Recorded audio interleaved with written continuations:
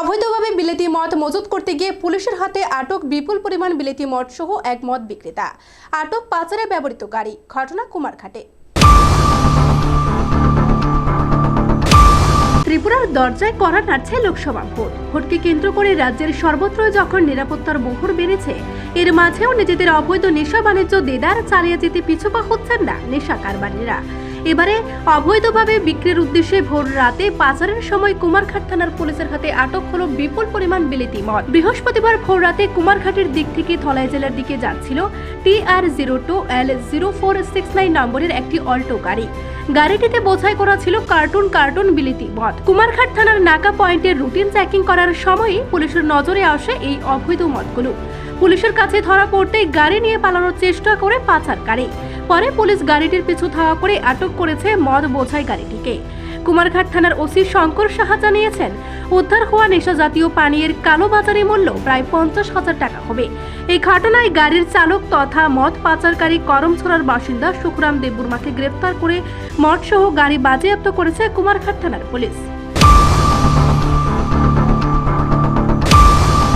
অন্যান্য দিনের মতনই আমাদের কুমারঘাট থানার যে নাকা আছে, সেই নাকার মধ্যে আমরা চেকিং করছিলাম।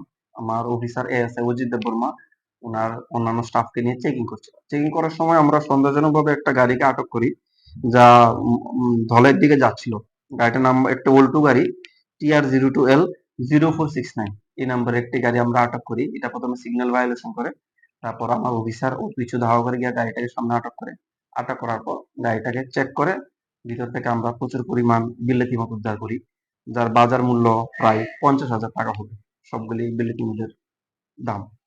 তারপর ড্রাইভারকে জিজ্ঞাসাবাদ করলে সে সঠিকভাবে উত্তর দিতে পারেনি এবং কোনো কাগজপত্র দেখাতে পারেনি।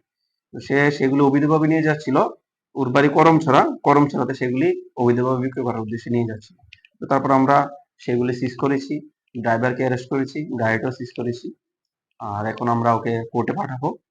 আর যা আইনি প্রক্রিয়া আছে সেগুলো আমরা করব। অভিযুক্ত নেশা পাচারকারীকে আদালতে পাঠিয়েছে পুলিশ। এই ঘটনায় একটি মামলা হাতে নিয়ে তদন্তে নেমেছে কুমারঘাট থানার পুলিশ। কুমারঘাট প্রতিনিধির রিপোর্ট, এশিয়ান টাইমস।